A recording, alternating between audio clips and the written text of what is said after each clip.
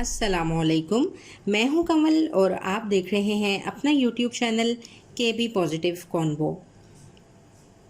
My dear listeners, जब खुदा की याद के लिए पुकारा जाता है तो इंसान सोचता है कि कुछ देर काम कर लूं, कुछ दिन तक नमाज शुरू करूंगा। फ़र्ज़ करें आज आप फोत हो जाते हैं। खुदा आपसे ये सवाल करता है कि ए मेरे बंदे, तूने दुनिया में मुझे कितना याद किया।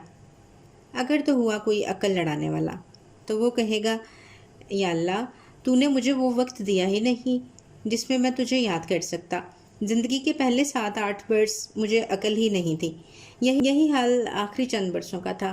दुनिया में अपना 1/3 वक्त मैंने सोते हुए गुजारा कि जिस्मानी ज़रूरत थी।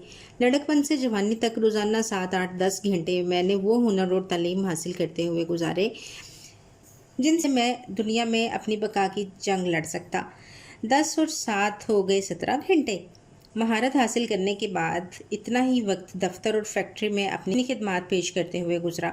बाकी बचे 7 घंटे।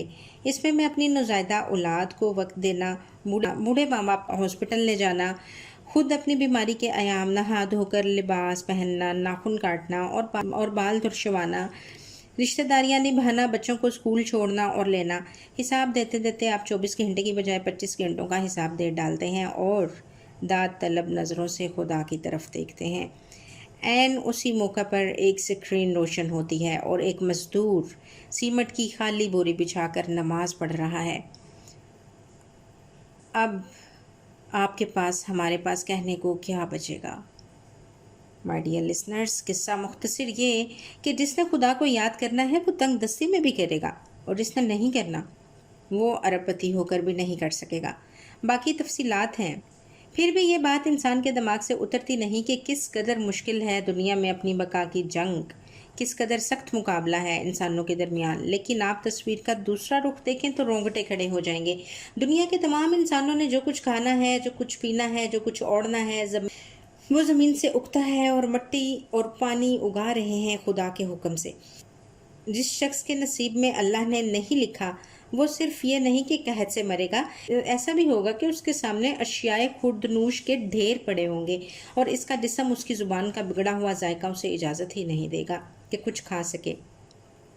डॉक्टर मना कर देंगे। बेशक अमीर लोग अपने बच्चों की मिन्नतें करते हैं कि कुछ खा लो, उन्होंने मुंह पर ताला लगाया होता है। माय डियर लिसनर्स, एक और बड़े ही राज की बात है। अपनी ज़िंदगी में जो जो खुराक आप अपने मुंह में डालते हैं वो दरअसल आप ही के जिस्म का हिस्सा है, लेकिन दुनिया में इसे अलग से उगाया गया है। ये खुराक जो आपके जिस्म का अटूट हिस्सा है, हर हाल में आपके जिस्म में दाखिल हो के रहेगी। जैसे ही आपने अपनी ये खुराक पूरी कर ली, उसके साथ ही आप मर जाएंगे। उसका मतलब ये है कि अगर आप खाने की अपनी रफ्तार कम कर लें तो आपकी उम्र बढ़ सकती है। 5 साल पहले नामवर साइंसदान डॉक्टर अताउर रहमान ने एक कॉलम में लिखा था कि शहद की मक्खियों और चूहों को कम खुराक देकर उनकी उम्र में तकरीबन 2 गुना इजाफा देखा गया है। यही वजह है कि बसियारखोर और बहुत ज़्यादा वजन रखने वाले तकरीबन सभी लोग जल्दी मर जाते हैं। खुदा ने हर चीज़ गिन कर उगाई, सिर्फ इंसान नहीं।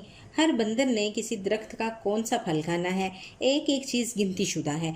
यूं हर मखलूक की खुराक का बंदोबस्त करने के बाद खुदा ये कहता है कि ज़मीन में कोई ज़ीरू ऐसा नहीं जिसका रिस्क अल्लाह के ज़िम्मे ना हो, और वो जानता है कि वो इस कुर्राए अर्ज़ पर कहाँ ठहरेगा, वो कहाँ सौंपा जाएगा, किस जगह मरेगा।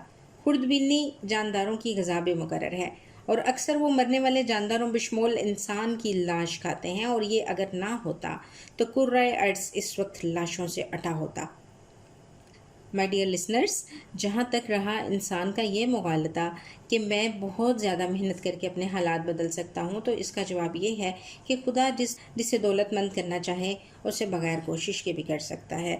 अरब ममालिक की मिसाल आपके सामने है जिससे तेल निकल आया। दूसरी तरफ जो लोग बहुत ज़्यादा मेहनत और कोशिश से दौलतमंद होते हैं, उनमें भी दौलतमंद होने की बेकरारी खुदा की तरफ से उनके दिमाग पर नाजिल हो रही होती है।